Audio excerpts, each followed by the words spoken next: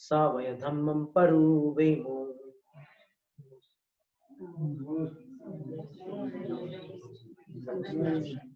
नमस्ते वंदना प्रतीक्ष।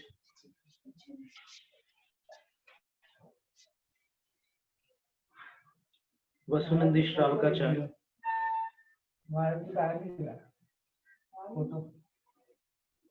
आज 25 जून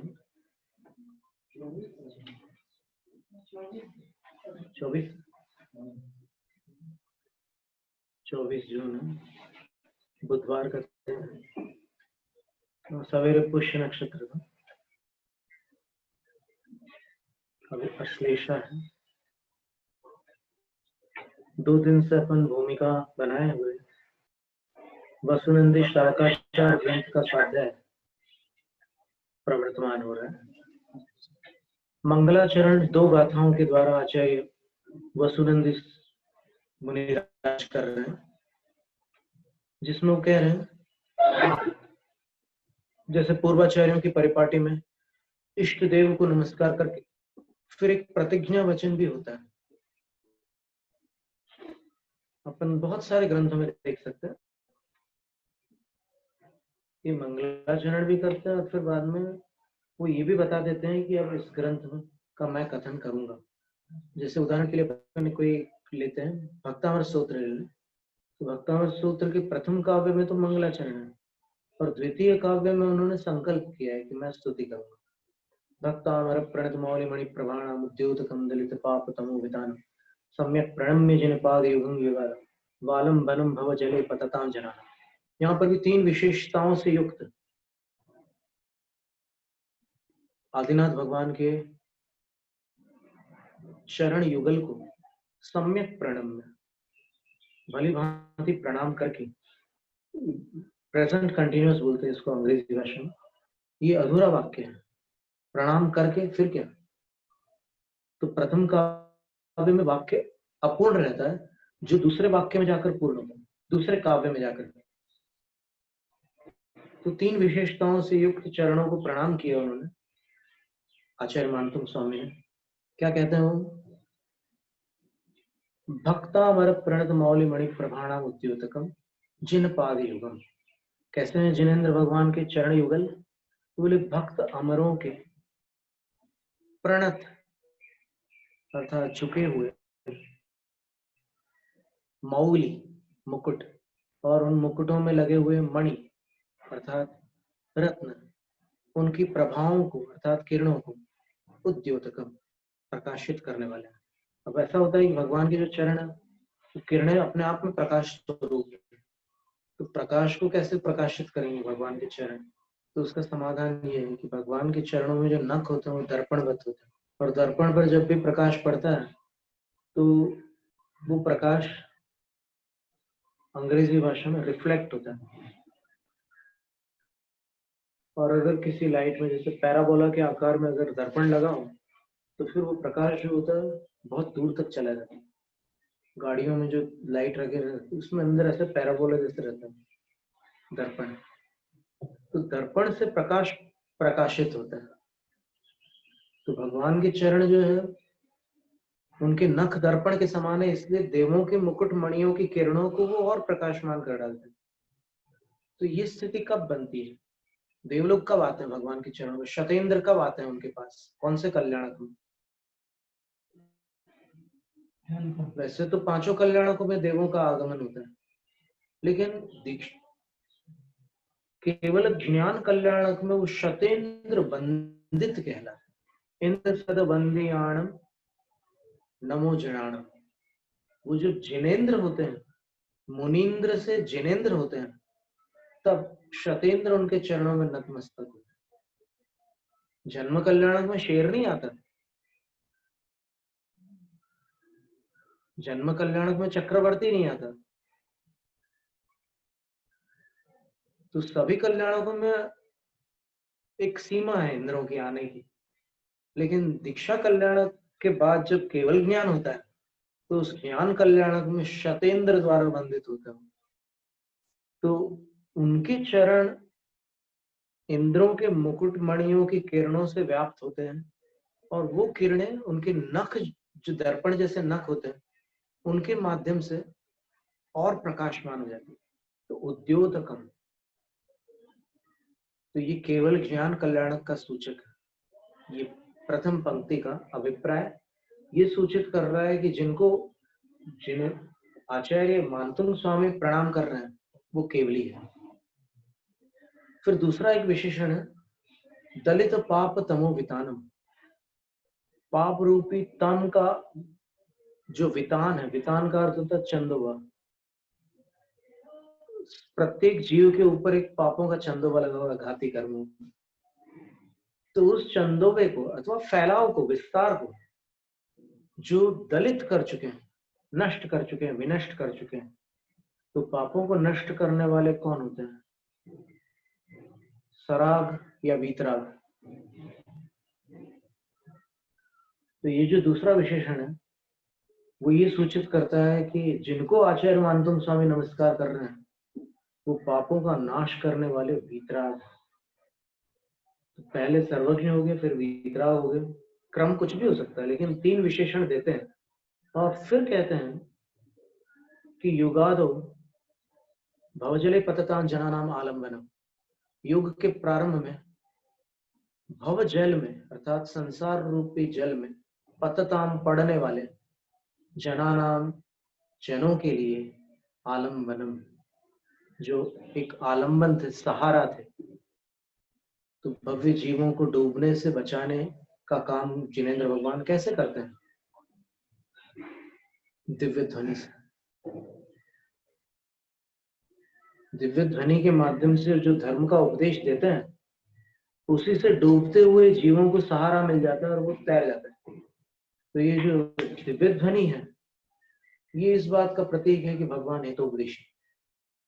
तो सर्वज्ञ, वीतराग और हितोपदेशी जिनेंद्र। युगादव शब्द जो है युग के आदि में, युग के आदि माने युग जो है वो कृत युग का सूचक है।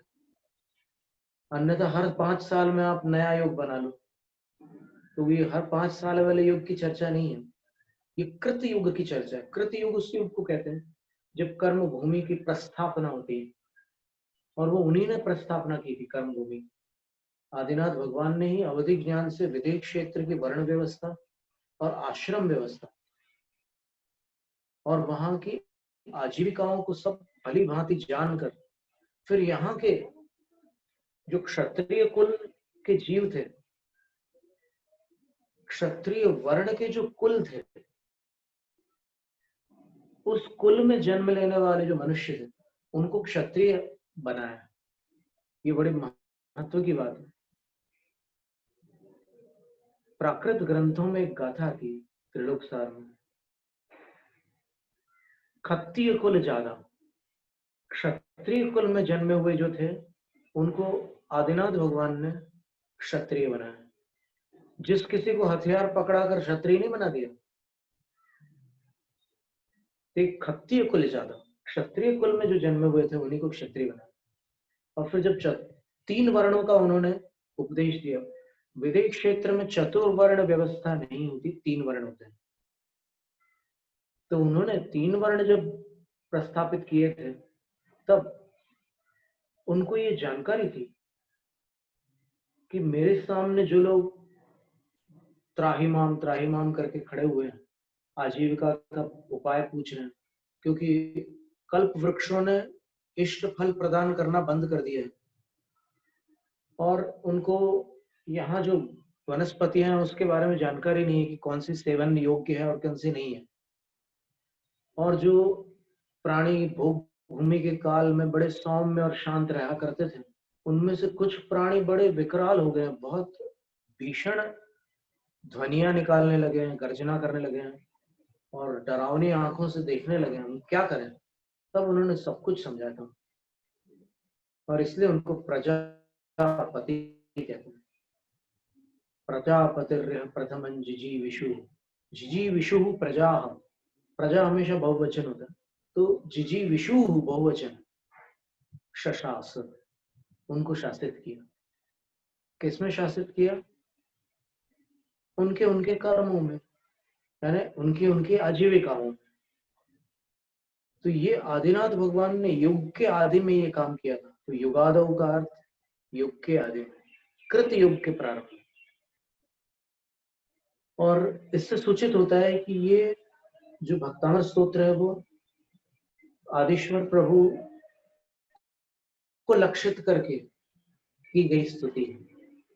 फिर उसके बाद ये तो मंगलाचरण में उन्होंने इष्ट नमस्कार किया, सम्यक प्रणाम में, प्रणाम का अंजलि शरण प्रणाम, ये अंजलि बना करके सिर में लगा लेना, इसका नाम प्रणाम है।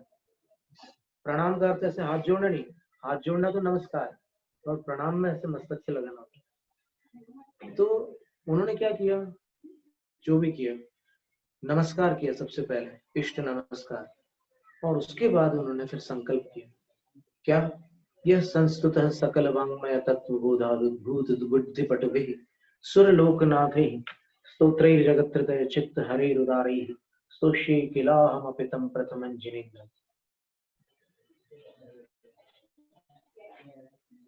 सकल वाङ्मय तत्व बोधाद उद्भूत बुद्धि पटुभिः सुरलोकनाथैः। संपूर्ण वाङ्मय, वाङ्मय शब्द का अर्थ आदि पुराण में आचार्य जिनसिंह स्वामी ने महापुराण में लिखा है, छंद व्याकरण और अलंकार, इन तीन के समूह को वाङ्मय। जैसे सम्यक दर्शन, सम्यक ज्ञान, सम्यक चारित्र को रत्नत्रय कहते हैं, वैसे छंद व्याकरण और अलंकार को तीनों को मिला दो तो उसको वाङ्मय कहते हैं। तो सकल वाङ्मय तत्व बोधा, संपूर्ण वाङ्मय का जो तत्व है, तत्व का अर्थ है मर्म, उसके बोध के कारण इंद्रों के पास उसका बोध था, वाङ्मय का रहस्य जानते थे, तो उसके कारण उद्भूत बुद्धि पटु हुई, उत्पन्न हुई बुद्धि से वो पटु थे, कुशल थे स्तुति करने में। तो ऐसे सुरलोकनाथ ही, सुरलोकनाथों के द्वारा, इंद्रों के द्वारा,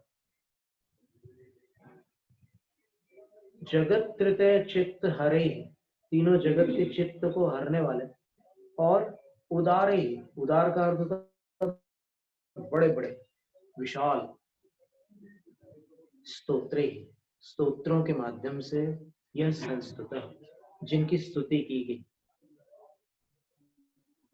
तो इंद्रों ने जिनकी स्तुति की, ऐसे बुद्धिमान इंद्रों ने जिनकी स्तुति की, तम प्रथमं जिनेन्द्रम अहमपि किल स्तोष्ये, उन प्रथम जिनेन्द्र की मैं भी किल यानी अवश्य स्तुति करूंगा। तो प्रथम जिनेन्द्र शब्द जो है वो भी प्रथम जिनेन्द्र का वाचक, युगादों के साथ तालमेल बनाओ तो प्रथम जिनेन्द्र आदिनाथ भगवान ही घटित होते हैं। और फिर 24वें काव्य में पुनः आचार्य मानतुंग स्वामी लिखते हैं, त्वमव्ययं विभुम अचिन्त्यम असंख्य माध्यम ब्रह्मांडमीश्वर मनंत मनंग केतम योगीश्वरम विदित योग मनेकमेकम ज्ञान स्वरूप ममलम प्रवदन्ति संत, प्रवदन्ति प्रकर्षेण वदन्ति, अच्छी तरह से संत माने सत्पुरुष आपको 15 नामों से बुलाते हैं, पुकारते हैं। और 15 नामों में 5वां नाम देखिए क्या है, आद्यम। आद्य का अर्थ क्या होता है, व्याकरण में आद्य का अर्थ होता है आदौ भवः आद्यः तम, जो सबसे पहले हुए हैं उनको आद्य कहते हैं। तो यहाँ पर आदिनाथ भगवान को ही लक्षित करके आचार्य मानतुंग स्वामी ने स्तुति की है। कुछ लोगों का ऐसा कहना है कि नहीं, सभी तीर्थंकरों के लिए स्तुति घटित हो जाएगी, गुणों की अपेक्षा तो हो सकती है घटित, लेकिन इन संज्ञाओं का क्या होगा। ये तीन तीन जो विशेषण आ रहे हैं, युगादौ, प्रथमं जिनेन्द्रम और आद्यम, इसका क्या करेंगे, इसके कौन से दूसरे अर्थ निकलेंगे। और कुछ लोग उसको आत्मा में भी घटित करते हैं, पर आत्मा में घटित करने पर एक समस्या आती है कि परमात्मा की आराधना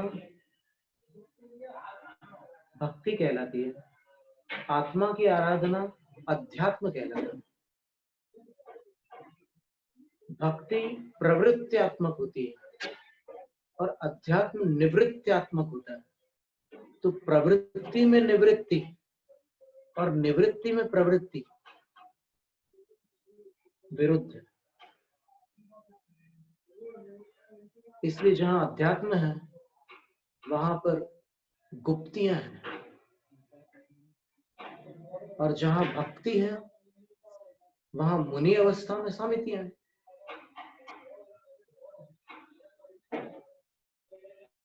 भक्ति में गुप्ति नहीं हो सकती और अध्यात्म में समिति नहीं हो सकती। अध्यात्म आत्म ध्यान की अवस्था का नाम है, शुद्धोपयोग को अध्यात्म कहा है। आप अगर साधवाद अधिकार देखे समय पावड़ ग्रंथ में, जैसे आचार्य महाराज ने अध्यात्म की परिभाषा लिखी, पर द्रव्य निरवलंबत्वेन निज शुद्धात्मनि विशुद्ध गुणाधार भूते अनुष्ठानम अध्यात्मम। पर द्रव्य के आलंबन को छोड़कर, देखो अध्यात्म में सबसे पहली शर्त पर का आलंबन छोड़ दो, और भक्ति में सबसे पहली शर्त परमात्मा का आलंबन लो। कैसे काम चलेगा? तो ये भक्ति और अध्यात्म की खिचड़ी पकाना आगम विरुद्ध है, संभव ही नहीं है, वो दो काम हो ही नहीं सकते ना। कोई भोजन भी करे और वमन भी करे, एक साथ कैसे संभव? ये दृष्टांत बहुत खराब दृष्टांत, पर क्या होता है कि कभी कभी ऐसे दृष्टांतों से कुछ विशिष्ट वर्ग के लोगों की बुद्धि में बात प्रवेश कर पाती है। थोड़ा शालीन उदाहरण दो तो थोड़ा सा कठिन होता है, अनभ्यस्त होने के कारण। वरना दूसरा उदाहरण ये है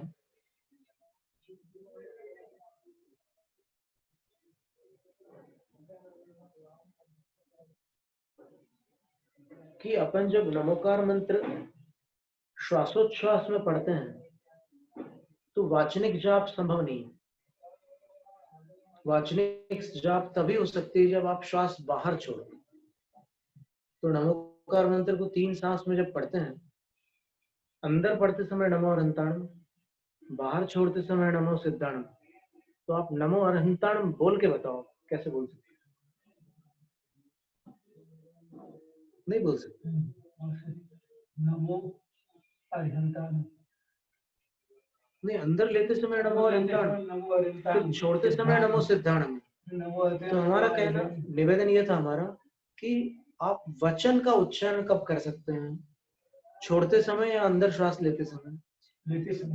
लेते समय नहीं कर सकते। मन में बोलोगे आप, लेते समय मन में बोल सकते हैं नमो अरहंताणम, लेकिन बोल नहीं सकते। लेते समय वही बात है। तो यहाँ पर वही कह रहे हैं हम कि भक्ति और अध्यात्म ये एक साथ नहीं हो सकते। परमात्मा की आराधना भक्ति है और आत्मा की आराधना अध्यात्म है।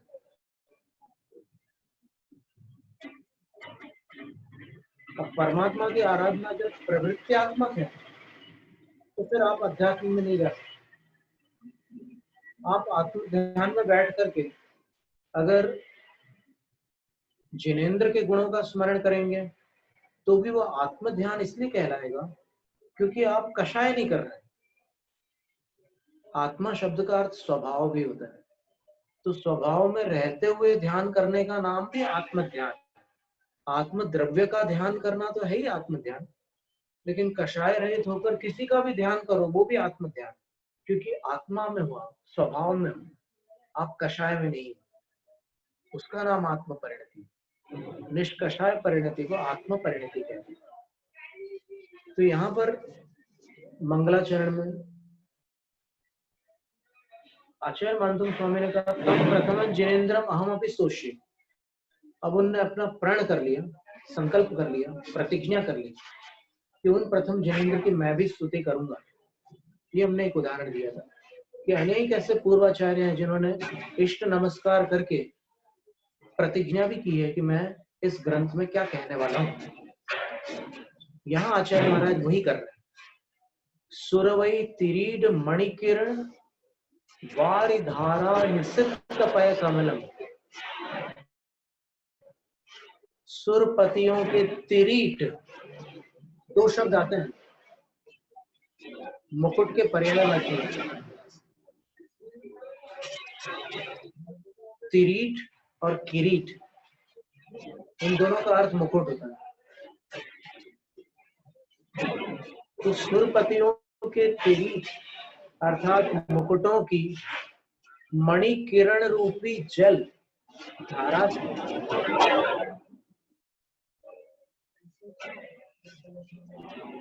देवेंद्रों के मुकुटों के रत्नों की जो किरणें हैं,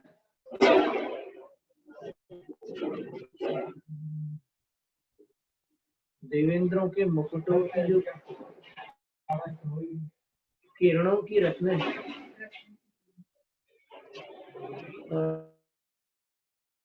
रत्नों की जो किरणें हैं,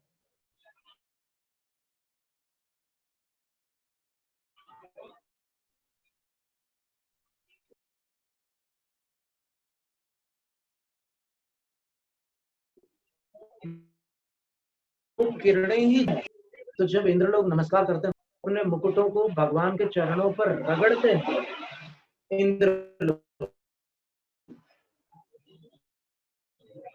आजकल के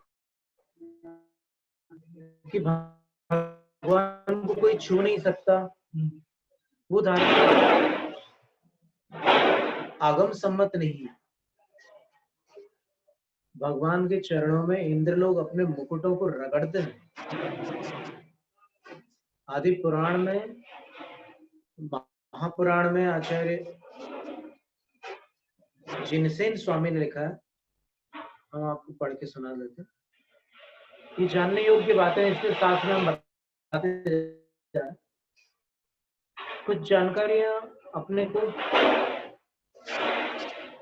आगम बाह्य प्राप्त हुई है, जो आगम की जानकारियां नहीं लेकिन धारणा में चली गई है, तो उन धारणाओं को अपन परिवर्तित कर लेते हैं स्वाध्याय से। हमेशा होता है, जब भी अपन स्वाध्याय करते हैं तो अपनी कोई ना कोई धारणा परिष्कृत हो जाती है। तो देखिए आप,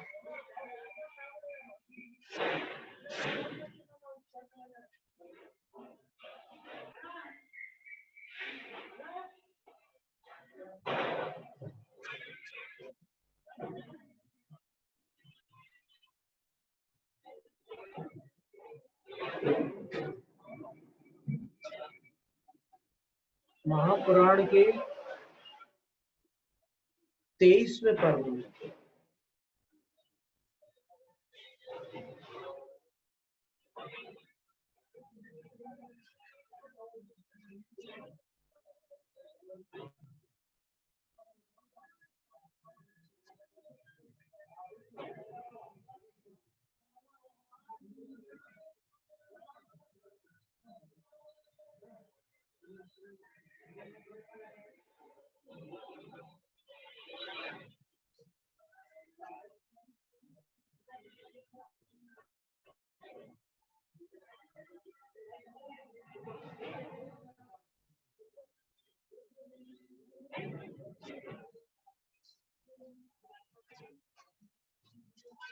एक 178 क्रमांक काव्य है, शिखरणी वृत्त है। समग्रम वैदग्धीं सकल शशभृन मंडल गतां स्थितच्छत्रं भाति त्रिभुवन गुरुर्यस्य विहसत् जयत्येष श्रीमान् वृषभजनरान् निर्जित रिपुर नमद्देवेन्द्रोद्यन् मुकुटमणि कृष्णांग्रि कमल। क्या अद्भुत वर्णन है।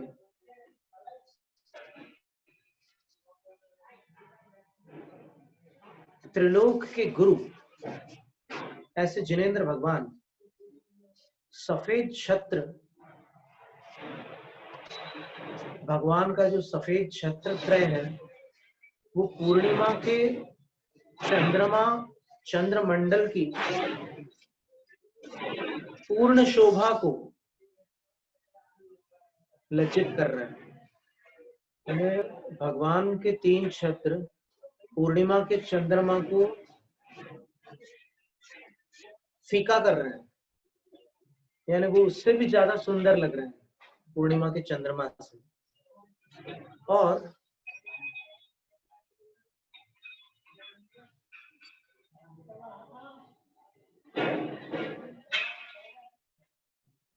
निर्जित रिपुर वृषभ जिन रात, देखिए कैसी संधि की है, राट में ट था और उधर निर्जित था, तो ट का न हुआ और निर्जित का निर्जित हो गया। श्लोक अगर आपको मिल रहा हो तो जीत लिया है घाती कर्म रूपी शत्रुओं को जिन्होंने, ऐसे वृषभ जिन राज लक्ष्मी संपन्न होकर सर्वोत्कृष्ट विराजमान है, सर्वोत्कृष्ट होकर विराजमान है। और कैसे हैं वृषभनाथ भगवान? तो सबसे खास बात देखिए, जो देवेंद्र उद्यन मुकुट मणि घृष्टांग्री कमल, देवेंद्रों के प्रकाशमान मुकुट मणियों से घर्षित है, घृष्ट हुए हैं, मतलब रगड़े गए हैं, अंग्री कमला, चरण कमल जिनके, ऐसे हैं आदिनाथ भगवान। सीधा सीधा अर्थ ये हुआ कि समव शरण में देवों के इंद्र जब भगवान के चरणों में नतमस्तक होते हैं तो वो अपने मुकुटों को भगवान के चरणों में रगड़ते हैं, तो मुकुटों की जो मणियां हैं, जो मुकुटों के रत्न हैं, वो भगवान के चरणों से भगवान के चरणों से रगड़ खाते हैं। अब ये याद रखना कि यहाँ पर आप लोग मनुष्य लोक संबंधी मुकुटों से परिचित हैं, तो जिसने पहना होगा उसको चुभा तो होगा ही होगा। देवों के मुकुट ऐसे नहीं होते, वो अत्यंत स्निग्ध स्पर्श वाले होते हैं वो मुकुट। यानी आप सोचो कि जैसे देवों के मुकुट के ऊपर आपने किसी रत्न पर, मान लो यहाँ पर माणिक्य लगा है, यहाँ पर पद्मराग मणि लगा हुआ है, यहाँ पर पुष्पराग मणि लगा है, आप ऐसे उस रत्न को छुएंगे तो हाथ फिसल जाएंगे नीचे,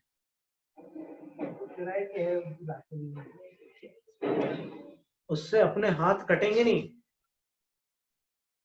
तो ऐसे स्निग्ध स्पर्श वाले मुकुट भगवान के चरणों में वो इंद्र लोग रगड़ते हैं। तो ये बात कहां से आई कि भगवान को कोई छू नहीं सकता, गणधर भी नहीं छू सकते, इंद्र भी नहीं छू सकते, उनके चरणों का स्पर्श कर सकते। और इस काव्य से आचार्य जिनसेन स्वामी ने यह भी सूचित किया है कि चरण स्पर्श केवल हाथों से नहीं, मस्तक से भी किया जाता है।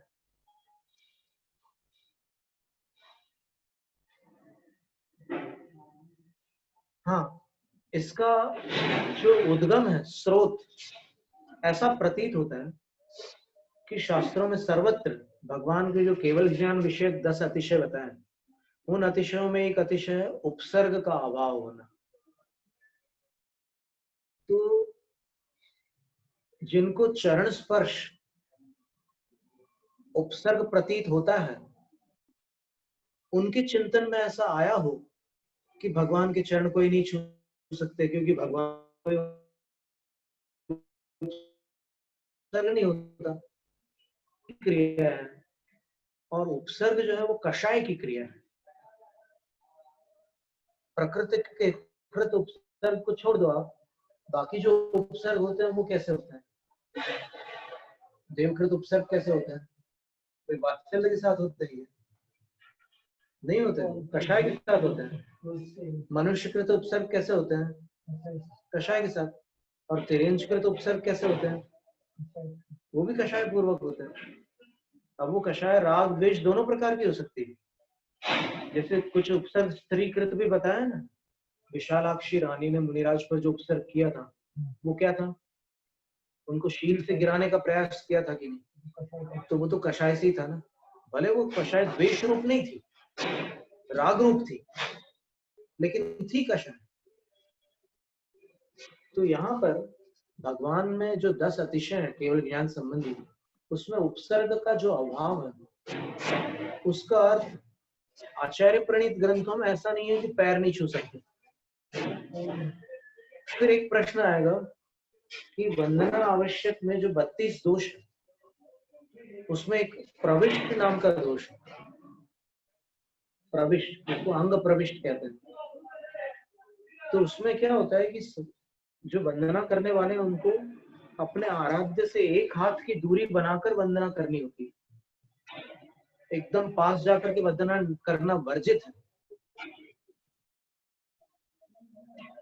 तो फिर एक विद्वान ने ऐसा भी कहा था कि जब वंदना की विधि एक हाथ से दूर करने की है, तो पैर छूने का तो सवाल ही नहीं उठता, चरण स्पर्श का तो वैसे ही निराकरण हो गया। तो उसका समाधान ये था कि अर्चना, पूजा, वंदना, ये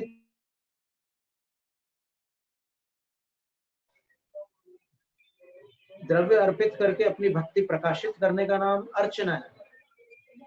अर्चना के साथ बड़े बड़े जो अनुष्ठान किए जाते हैं वो पूजा है, और जो कृतिकर्म पूर्वक भगवान का गुणगान किया जाता है वो वंदना है।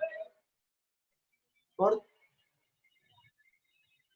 चरणेषु निमदनम नमनसनम, चरणों में पड़ने का नाम नमस्कार है। पंचई मुट्ठी, पंचांगों से उनके चरणों में गिरो या किसी भी प्रकार से, वो नमस्कार है। और अगर वो नमस्कार आचार्य मानतुंग स्वामी ने प्रणत मौली मणि प्रमाण लिखा, क्या एक हाथ दूर से प्रणाम करने वाले देवों के मुकुटों की किरणें भगवान के अंगूठे पर जाती है? प्रश्न है। एक हाथ दूर से, और वो एक हाथ अपने अपने हाथ प्रमाण रहा है। असुर कुमार देव 25 धनुष के हैं, तो 25 धनुष के मतलब उनके हिसाब से जो एक हाथ की दूरी है, उतनी दूर से वो जब वंदना करेंगे तो उनके मुकुटों की जो रत्न किरणें वो भगवान के अंगूठे पर जाएगी। तो इसके अर्थ में खिंचातानी की आवश्यकता नहीं है। बलात् चरण स्पर्श को उपसर्ग कहना दुराग्रह कहलाएगा। चरण स्पर्श भक्ति है, और नमस्कार में चरण स्पर्श भी होता है और मस्तक से भी चरणों को छुआ जाता है, और चरणों की रज को अपने मस्तक पर भी धारण किया जाता है। इसलिए अर्चना, पूजा, वंदना और नमस्कार की क्रिया में चरणों का स्पर्श वर्जित नहीं है। और एक बात हम आपको बता रहे हैं कि आचार्य विद्यासागर महाराज जी का एक छोटा सा संस्मरण है। हम उनका नाम लेकर के अपनी धारणा को पुष्ट नहीं करना चाह रहे, उन्होंने जो हमें शिक्षा दी थी वो हम आपको बताना चाह रहे हैं। आचार्य विद्यासागर महाराज जी प्रमेय रत्नमाला पढ़ा रहे थे सन 84 में, और तब तो हम संघ में भी बिल्कुल नए नए एडमिशन हुआ था, हमारे शामिल हुए थे। तो उन्होंने एक श्लोक सुना है,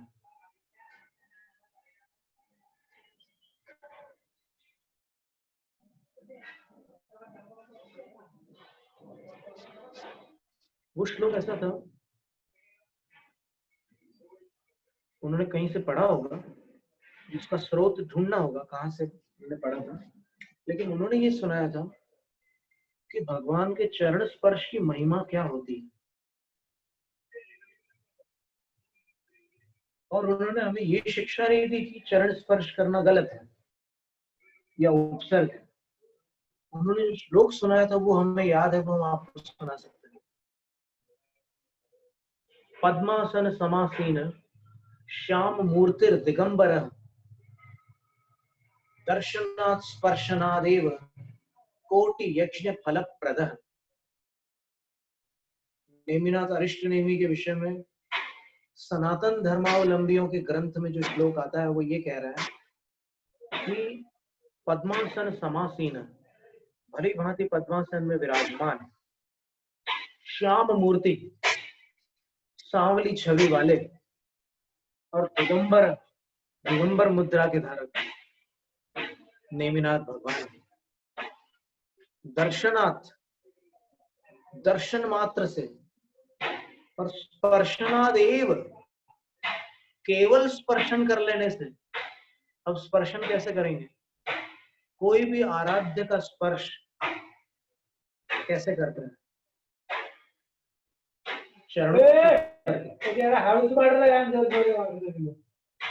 चरणों को छू करके ही उनकी विनय करता है, नमस्कार करता है।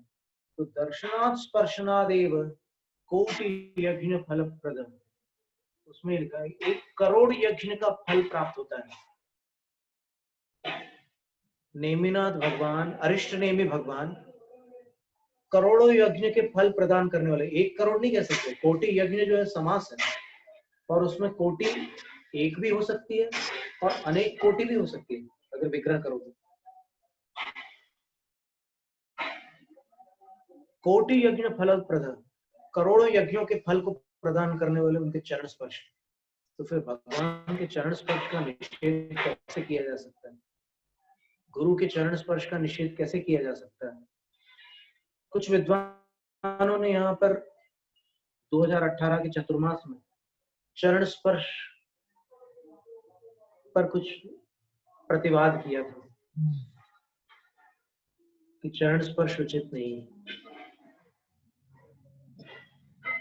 और फिर इसके अतिरिक्त भी हमारे पास और भी तत्वार्थ वार्तिक आदि के भी कुछ उदाहरण हैं चरण स्पर्श को लेकर के, पर उस एक विषय को हम बहुत विस्तृत नहीं कर सकते। जब आवश्यकता पड़ेगी तब हम वो भी बता सकते हैं। ये लोग बोलते हैं, लेकिन ये निकालते हैं क्या, ये दूर बैठते आने का कोई इतना। अरे तो उसमें मुनि के लिए भी एक हाथ दूर बताया। त्यागी की क्रिया को श्रावकों को छोड़, नहीं, श्रावकों की बात है ही नहीं यहाँ पर। अपन श्रावकों का छोड़, अब ऐसा करते तो श्रावक को तुम हाथ दे नहीं सकते क्या? वो हाथ लंबा लंबा। महाराज जी, ये प्रश्न अपन इसको अपन अभी उसमें रखते हैं। एक क्या बोलते हैं उसको, नहीं, इसको अपन आगामी किसी सत्र के लिए सुरक्षित रखते हैं। बहुत महत्वपूर्ण प्रश्न है कि जो वंदना की दूरियां बताई है उसमें ये लिखा है कि मुनि 1 हाथ दूर से वंदना करें, आचार्य की पास में ना आए, और आर्य का आचार्य के 5 हाथ दूर से वंदना करें, उपाध्याय से 6 हाथ दूर से वंदना करें, साधु से 7 हाथ दूर से वंदना करें। वंदना करे, वंदना करे, वंदना करे, सभी उसमें जो गाथा है वंदना की बोला, वहां वंदना की बात की है, बोला आहार के समय की बात नहीं कही है। और फिर प्रायश्चित में भी वही विधान किया उन्होंने। प्रायश्चित में उनको उतनी दूरी बताई, जितनी दूरी वंदना के लिए बताई उतनी दूरी प्रायश्चित के लिए बताई। तो आचार्य से 5 हाथ दूर बैठ करके ही वो प्रायश्चित भी लेंगे और वंदना भी करेंगे, ऐसा उल्लेख। तो इस पर अपन चर्चा करते हैं। अभी तो बात ये चल रही है कि चरणों का स्पर्श करना उपसर्ग नहीं है, वो चरणों की रज इतनी पवित्र होती भगवान की।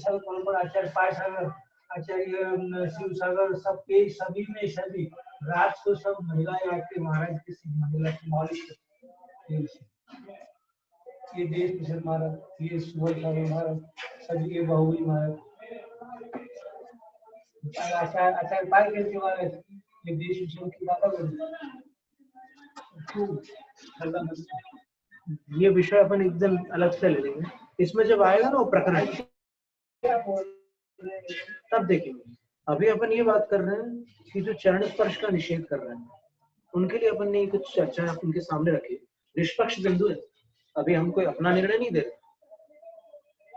आदि पुराण में जो लिखा है आचार्य जिनसेन स्वामी ने, उस पर आपको विचार करने के लिए अवसर दे रहा है कि उसमें लिखा है कि उनके मुकुटों से, उनके मुकुट के रत्नों से आदिनाथ भगवान के चरण कमल कृष्ण हैं, रगड़े गए हैं। क्या रगड़ना 1 हाथ दूर से संभव है? आप अगर संभव है तो आप एक नमूना तो बताओ कि 1 हाथ दूर से किसी ने किसी को रगड़ दिया हो।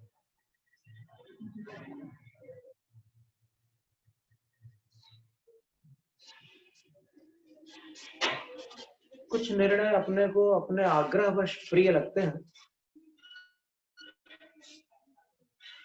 वो निर्णय यदि आगम सम्मत न हो तो उनका विसर्जन ही सम्यक्त के हित में होता है।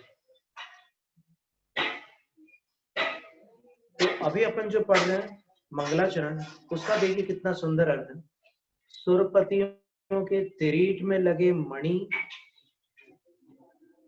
मणियों की किरण रूपी जल की धाराओं से अभिषिक्त हैं चरण कमल जिनके। भगवान जिनेंद्र के चरण कमल देवेंद्रों के मुकुट मणियों की किरण रूपी जल धाराओं से अभिषिक्त। वो जल धाराएं रंग बिरंगी होंगी निश्चित, क्योंकि सारे मणि जो है जलकांत मणि नहीं लगे रहते उनके मुकुटों में।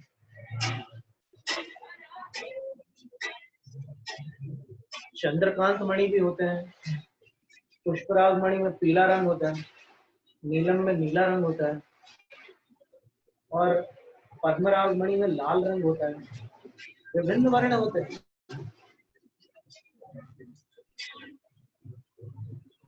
समय सार कलश में भी रंग बिरंगे रत्नों की चर्चा आती है। मेचक, मेचक शब्द आता है।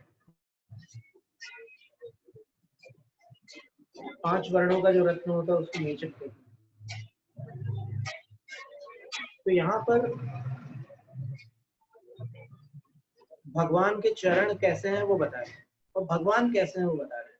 और वर दयल विमल केवल प्रयासी अशेष तच्च उत्कृष्ट संपूर्ण निर्मल केवल ज्ञान आदि द्वारा, केवल ज्ञान दर्शन आदि से प्रकाशित किया है संपूर्ण तत्वार्थों को जिन्होंने।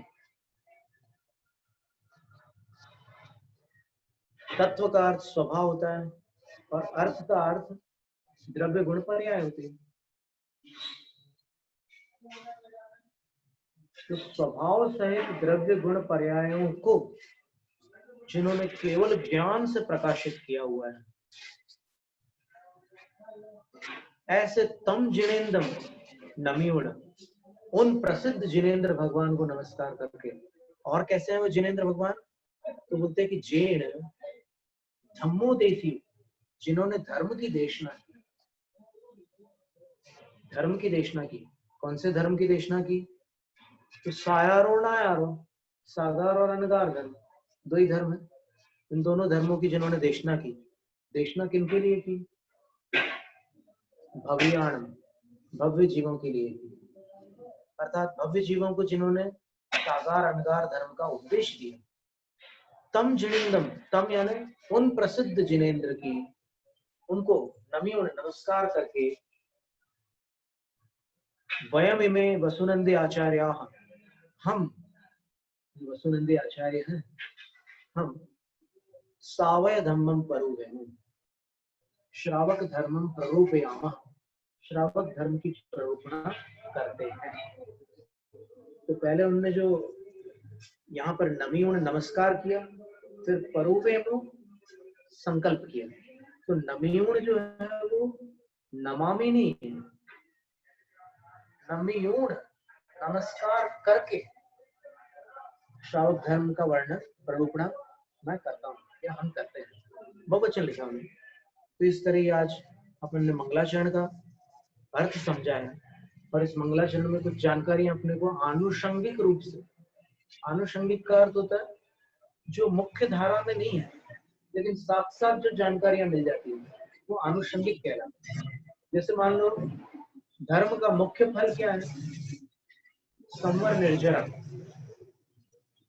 और आनुषंगिक फल क्या है? सांसारिक वैभव।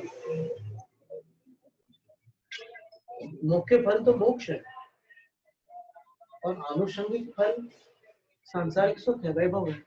तो उसी तरह ये जो मंगलाचरण अपन अभी पढ़ रहे थे उसका विवेचन हो रहा था, तो उसमें अपने को कुछ अलग अलग जानकारियां भी साथ में प्राप्त हो गई। और उसके लिए अपन ने कुछ आगम के उदाहरण दिए, कुछ इतर संप्रदायों में भी जिनेन्द्र के चरण स्पर्श संबंधी उपलब्ध होने वाला जो काव्य था उसका भी अपन ने यहाँ पर उदाहरण प्रस्तुत किया। क्योंकि अगर जिनेंद्र भक्ति का वर्णन अन्यत्र भी मिल रहा हो तो भी जैनेतर विद्वान या महर्षि अपने ग्रंथ की रचना कर रहे हैं और उसमें जिनेंद्र भगवान का वर्णन कर रहे हैं और जिनेंद्र भगवान की भक्ति संबंधी कुछ क्रियाओं का वो वर्णन कर रहे हैं। वो क्रियाएं उनके काल में जैन परंपरा में प्रचलित क्रिया होगी, अप्रचलित क्रिया नहीं हो सकती। तो चरण स्पर्श की जो क्रिया है उसको अपन अमान्य नहीं कर सकते, वो बहुत महत्वपूर्ण क्रिया है। वास्तव में अभिषेक करने वाले जो भगवान को छूते हैं, जिसमें वो स्मरण करे कि जब पहली बार उन्होंने भगवान को छुआ था तब कैसा लगा, उनको अपने आप समाधान प्राप्त हो जाएगा कि भगवान को छूने का महत्व क्या है।